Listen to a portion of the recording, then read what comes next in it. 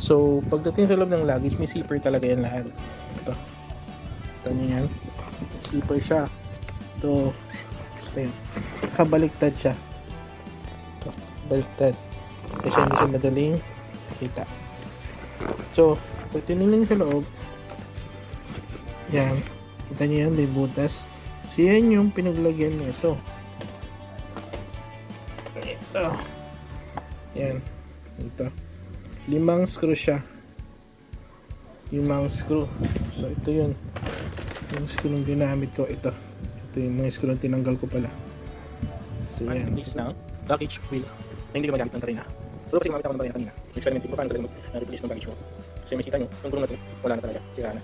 So, as you can see, natanggal ko na ito from here. So, may lock to. Pag galing sa gitna, dito, dito, meron siyang piece of metal na hold yan. So, hindi ko nakikita dyan, pero meron yan. Piece of metal na dito. Ito. Hindi nga lang, kailangan yung pwersahin. Ito bukas. Yan. Gamit ito, pang ginamit ito. So, pinaya ko yan. Kung meron yung C-clamp, maganda. Kaya ko lang. Para ma-open mo. Yung pwersa mo siyang buksan. Yan.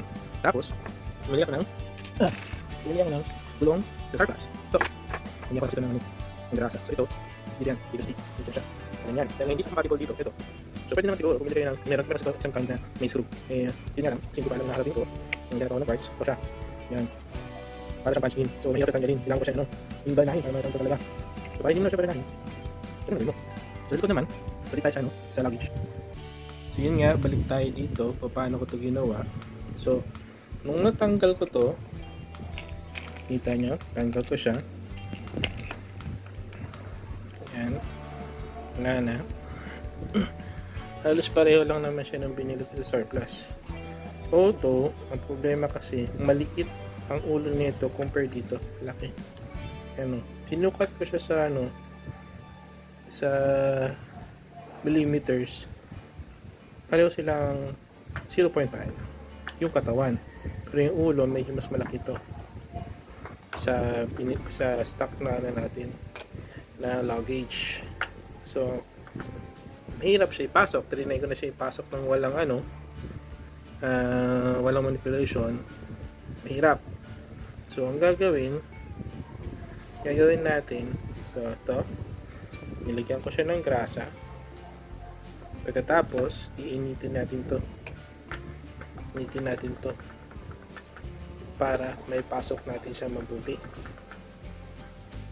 Tapos kung may C-clamp kayo, maganda kasi para i-press niya pababa ng mabuti. Ito. So, gagawin ko na. Yan na nga. So, ito. Yung gagawin ko sinuni. So, init ko lang yan dito. Initin mo. Siguro mga 10 seconds. Gano'n. Mga 20 seconds yun. 20 seconds. So, kapag uminit na yan, yan. Initin ko. Yan, init ko. Yan. Init ko. Pasok ito. Ito. Yan. Ito. Dito. So, tingnan natin yan. Pasok mo. So, dito. Yan. Ito pa. Ayan.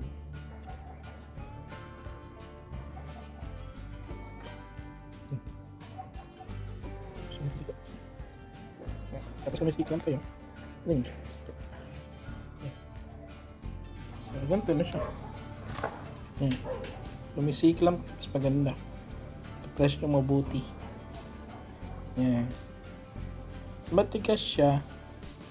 Kaya siya nilagyan natin ng grasa. Kasi nga, at least maganda pa rin siya tingnan. Hindi siya yung parang katulad ng iba. And, magana. Pakita ko ulit kapag okay na. So, ito na yung 4 na ginawa ko. Yan. 4. So, pwede ko na siya ikabit dito. Ganito lang yung pag inabit mo. Yan. Ito. Yan. Kung saan yung 4 pa. Yan. Ganyan. Diba? Parang bago ulit. Medyo lilinisin ko lang. Kasi madami. Bago ko ikabit ulit. Tapos parita ko sa inyo. Okay? Ito na nga. After labahan. Ito na siya. Mahirap lang kasi wala akong mount. So, Yan, tsura niya. So mamaya ikakabit ko rin yan dito. Punasan ko lang. Punasan lang natin. Na rin.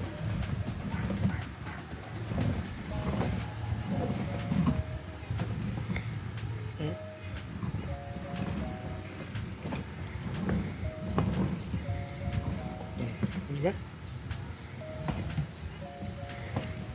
Although hindi na siya flexible, at least kahit pa paano nagawa na paraan, hindi ka na nag-drill.